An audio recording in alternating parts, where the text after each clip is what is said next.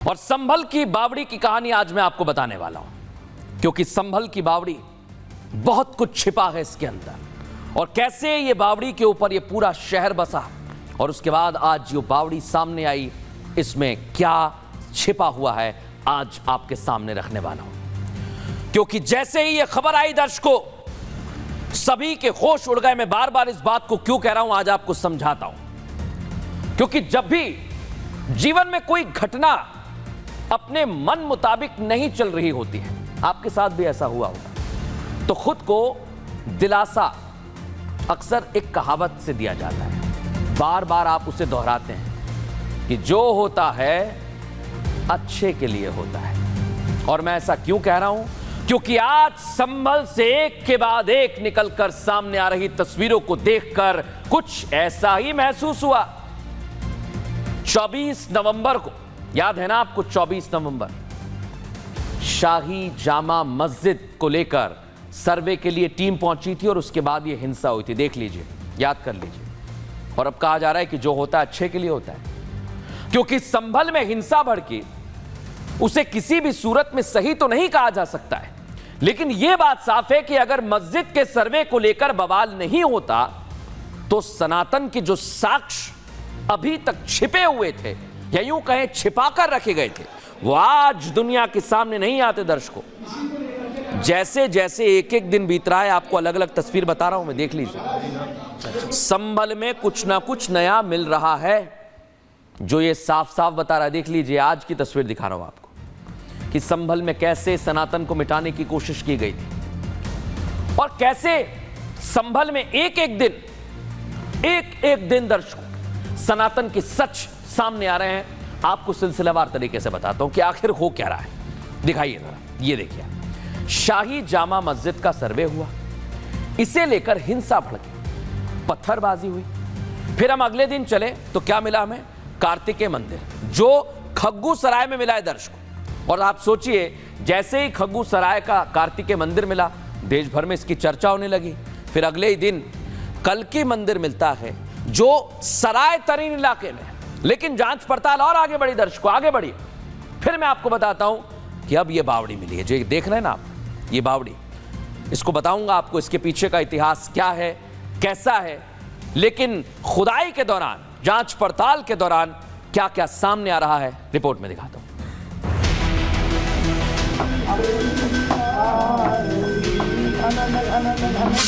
ऐसे कमरे होंगे, वो अभी जांच का विषय यहाँ पर बना हुआ है। संभल खुद में जाने कितने अनसुने किस्से, रहस्यमयी इमारतें, कई राज समेटे हैं और ये सभी राज जाकर जुड़ रहे हैं सनातन से।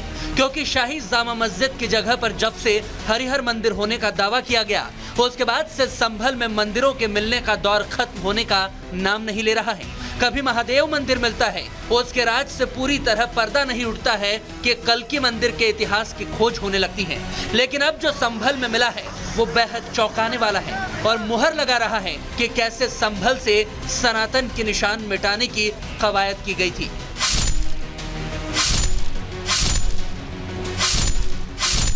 शाही जामा मस्जिद से 28 किलोमीटर दूर लक्ष्मणगंज में जमीन की खुदाई करने पर एक बावड़ी मिली है, जिसका इतिहास करीब 100 साल से ज्यादा पुराना बताया जा रहा है।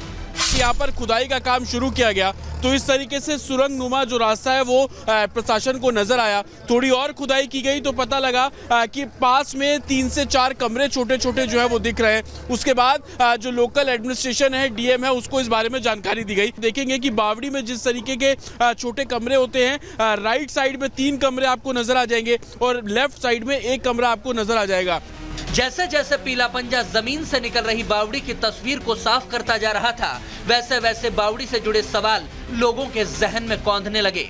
ये बावड़ी आखिर किसकी है, कब की है, किसने बनवाई, क्यों इसे लुप्त किया गया, ऐसे हजारों सवालों ने सबको असमंजस में डाल दिया। अतिक्रमण हो गया, क्या कहेंगे? बावली थी यहाँ पर, आप लोग आते थे पहले यहाँ पे, क्या कहेंगे भाई साहब? बावली थी पहले, आते थे? पता नहीं कुछ। खुदाई निरंतर जारी है, मिट्टी कठोर है तो रहस्य को सामने आने में वक्त लग रहा है। लेकिन मंदिरों और कुओं के बाद अब बावड़ी का मिलना ये बता रहा है कि संभल खुद में कई राज समेटे हुए हैं।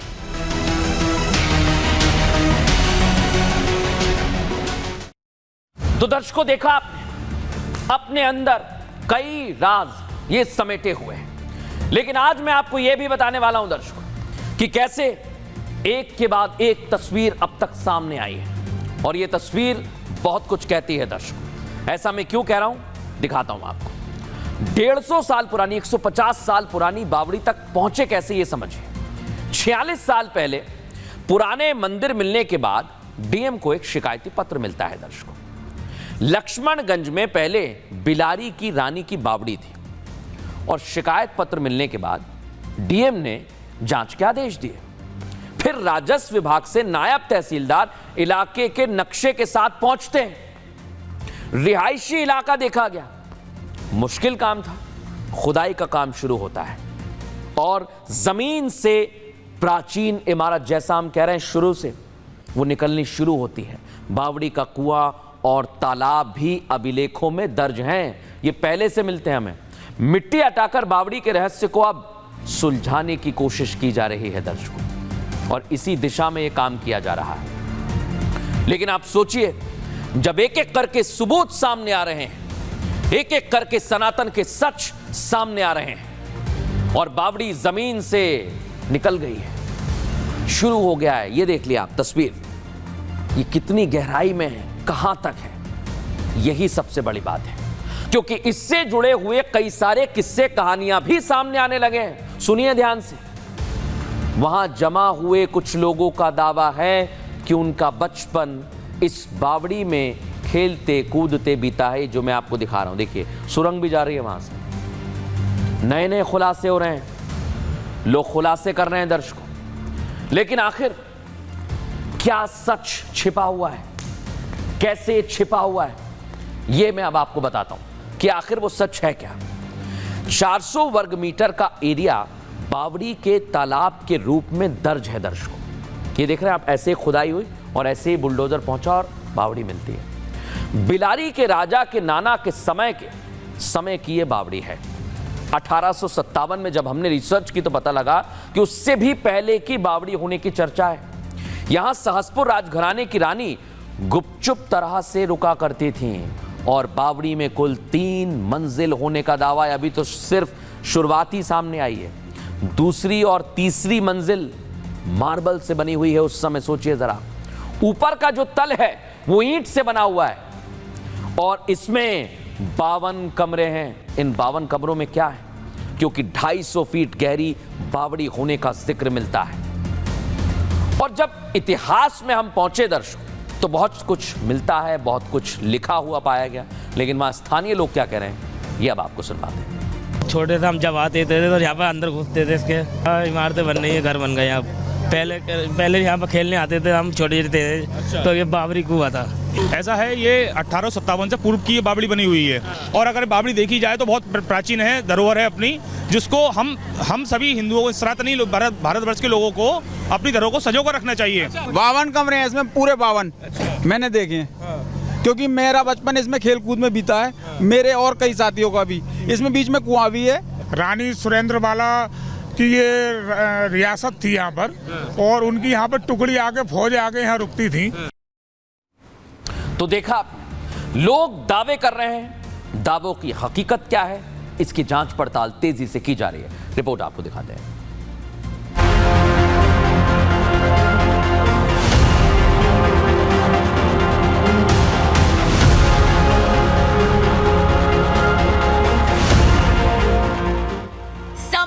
लक्ष्मणगंज में राजस्व विभाग की टीम पहुंची तो करीब 125 घरों के रिहायशी इलाके में एक खाली प्लॉट मिला, जहां खुदाई का काम शुरू हुआ।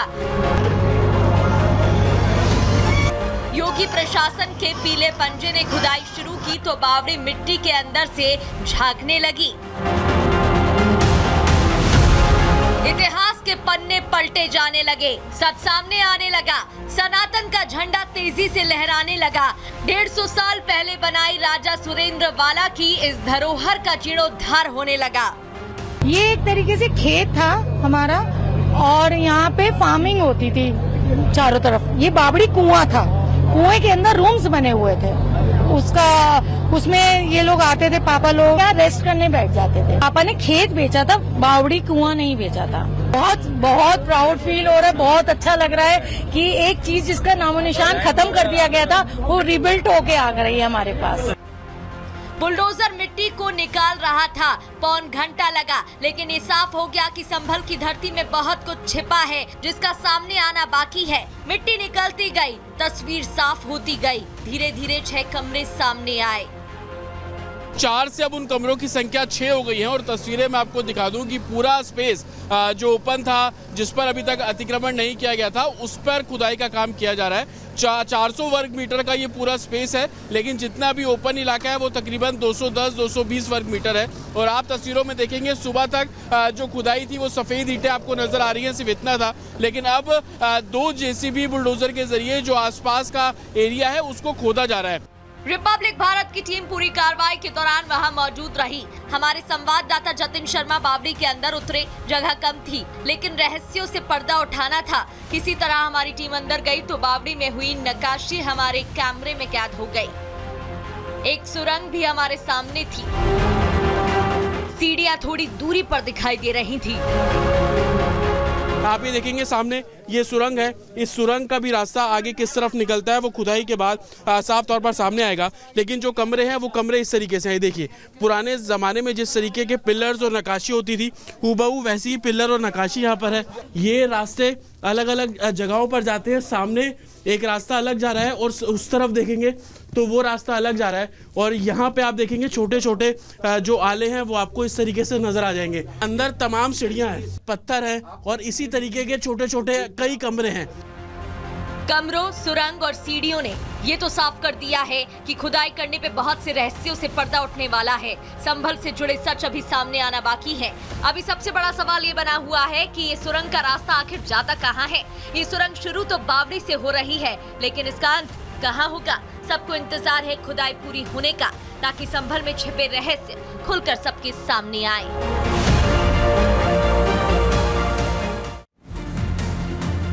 आपने सुना दर्शकों, हमारे सहयोगी जतिन बार बार सुरंग का जिक्र कर रहे हैं और ये सुरंग जाती कहाँ है, कहाँ जाती है, इसका भी हमने पता लगाया। ये सुरंग आप देख रहे हैं 100 मीटर, और दावा तो ये भी किया जा रहा है कि ये बांके बिहारी मंदिर तक जाती है। दर्शकों सोचिए आप, बावड़ी के रहस्यों से धीरे धीरे अब पर्दा उठने लगा है। लेकिन ये आप दावा देखिए कि जो बावड़ी मिली है वो इधर है और यहां से 100 मीटर की दूरी है और वहां पर मंदिर है बांके बिहारी का। अब क्या ये सुरंग वाकई बांके बिहारी मंदिर तक जाती है या आगे धीरे धीरे खुदाई होगी और उसके बाद सामने आएगा? लेकिन आप सोचिए दर्शकों, बावड़ी मिली, लोग कह रहे हैं कि वहां कमरे भी हैं, लोग ये भी बता रहे हैं कि अलग अलग तरह से पहले वो यहां पर रहे हैं, देखा भी है। लेकिन बावड़ी के रहस्यों से पर्दा तो खुदाई का काम जैसे जैसे आगे बढ़ेगा उसके बाद ही धीरे धीरे खुलता जाएगा। लेकिन अब यहां पर सवाल यह खड़ा होता है कि अगर यहां बावड़ी थी तो इस ऐतिहासिक धरोहर को खत्म करने की कोशिश क्यों की गई? क्योंकि बावड़ी का निर्माण पहले के समय में आसपास के समुदाय के लिए पानी के स्रोत के रूप में किया जाता था। इसलिए हिंदुओं में ऐसी जमीन को बेचने की मान्यता तो नहीं दिखती हमें। लेकिन सवाल कई सारे हैं। अब मैं आपको यह बताता हूं कि ये बावड़ी आधी क्यों रह गई है, आखिर ऐसा क्या हुआ, क्यों ये आधी रह गई है, इसका भी हमने पता लगाने की कोशिश की। बावड़ी आधी कैसे हो गई? लक्ष्मण मोहल्ला 2.5 दशक पहले हिंदू बाहुल्य हुआ करता था। धीरे धीरे यहां पर मुस्लिम आबादी बढ़ने लगी, ऐसे मकान बनने लगे। हिंदू अपने मकान बेचकर यहां से पलायन करने लगे और ये आधी होती गई। ये बावड़ी 400 मीटर वर्ग में बनाई गई थी। वर्तमान में केवल 210 वर्ग मीटर का हिस्सा ही खाली रह गया है। सोचिए जरा, बावड़ी के बाकी के हिस्सों में मकान बन गए जैसा आप देख रहे हैं और ये नीचे जाती जा रही है। भूमाफियाओं ने भी बावड़ी की जमीन पर कब्जा किया है, यह हमें पता लगा। मोटे दाम में बड़ा पैसा मिला और जमीन लोगों को बेच दी गई और अब बावड़ी खुदाई में सामने आई है। दर्शकों, इसके कई सारे मतलब निकल रहे हैं, लेकिन आज मैं आपको बताने वाला हूं एक मतलब बिल्कुल साफ है कि बावड़ी की जमीन पर भूमाफियाओं ने अतिक्रमण किया, जिसे अब योगी का प्रशासन मुक्त कर रहा है, अतिक्रमण मुक्त करने की तैयारी कर ली है। जांच की जा रही है। जिन लोगों के घर, दुकान, मकान यहां अवैध तरह से बनाए गए हैं, अतिक्रमण कर बनाए गए हैं, उन्हें अब नोटिस दिया जाएगा। और वहां के डीएम राजेंद्र पेंसिया क्या कह रहे हैं, सुनवाता हूं। किसी भी वाटर बॉडी पर किसी को अतिक्रमण करने का अधिकार नहीं है। यदि किसी ने किया है तो थ्रू प्रॉपर नोटिस दे करके उसको हम 100% अतिक्रमण मुक्त कराएंगे। बहुत कुछ हमें इसके बारे में अभी क्योंकि अभी संज्ञान में ही आया है, तो लगभग 150-200 वर्ष पुरानी बताते हैं। तो एग्जैक्टली तब बता पाएंगे जब इसका कोई डॉक्यूमेंटेशन निकलेगा, या जिनकी ये बावली थी उनसे भी हम चर्चा करेंगे कि आपके पास यदि कोई डॉक्यूमेंट है तो आप भी बताएं।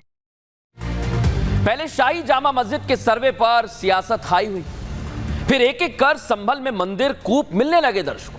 अब बावड़ी मिली तो विपक्ष ने इस पर भी योगी सरकार को घेरना शुरू कर दिया है। लेकिन कैसे घेर रहे हैं, कैसे सियासत हो रही है, रिपोर्ट में दिखाता हूं।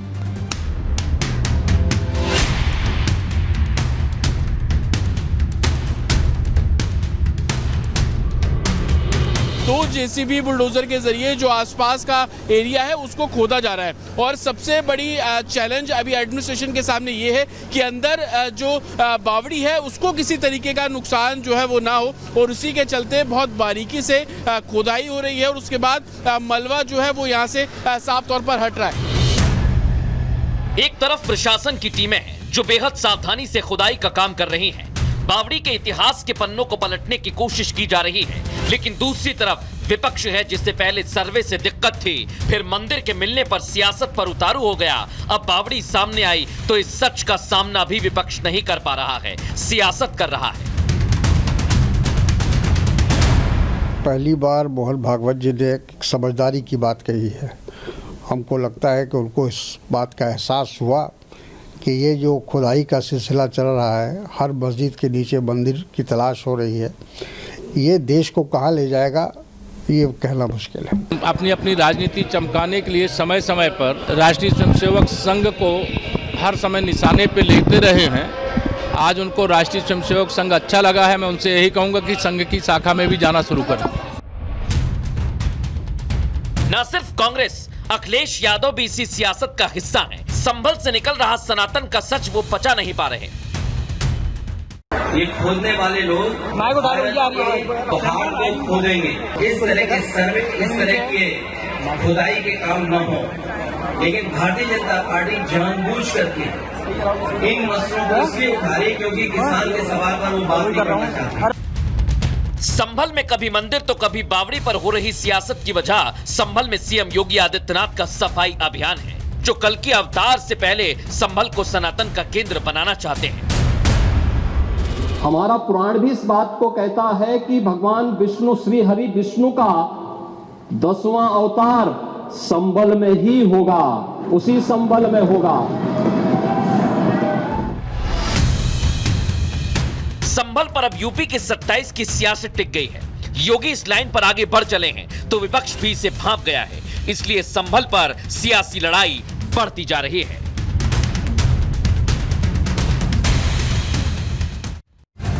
संभल में लगातार नलकूपों के मिलने का सिलसिला जारी है दर्शकों। और संभल के क्षेमनाथ तीर्थ के क्षेत्र की जो बात की जाती है, खुदाई के दौरान वहां पर भी नलकूप मिला। उसकी तस्वीर मैं आपको दिखा रहा हूं। क्षेमनाथ तीर्थ के महंत से भी हमने बात, योगी दीनानाथ हैं। और संभल में 68 तीर्थ हैं और 19 कूपों में से ये एकमात्र कूप है, सुन लीजिए, जिसे खोदने के बाद 8 फीट पर, देख लीजिए पानी आपको दिख रहा है ना, मात्र 8 फीट पर पानी मिलता है। इसके बारे में भी हमने उनसे बातचीत की। क्या कहना है, सुनना। देखिए, ये तो ईश्वर की कृपा है जी, जो कि कूप यहाँ ही नहीं पूरे संभल में प्रकट हो रहे हैं। अब आप एक बात बताइए, तीर्थ नगरी संभल है तो संभल में कूप नहीं प्रकट होंगे, तीर्थ नहीं प्रकट होंगे तो और क्या प्रकट होगा। इधर संभल के कार्तिकेय महादेव मंदिर पर 46 साल बाद विशाल भंडारे का भी आयोजन किया। भंडारे में भक्तों का सैलाब उमड़ पड़ा, देख लीजिए आप। भंडारा देख श्रद्धालु भक्ति भाव से भर गए। मंदिर में पहले पूजा पाठ की, जिसके बाद सबने भंडारे का प्रसाद चखा। यानी एक तरफ सनातन के सबूत मिल रहे हैं, दूसरी तरफ उत्साह उमंग भी संभल में देखने को मिल रही है। बहरहाल अब खबरों में आगे बढ़ेंगे और आज एक और बड़ी खबर आपके लिए लेकर आया।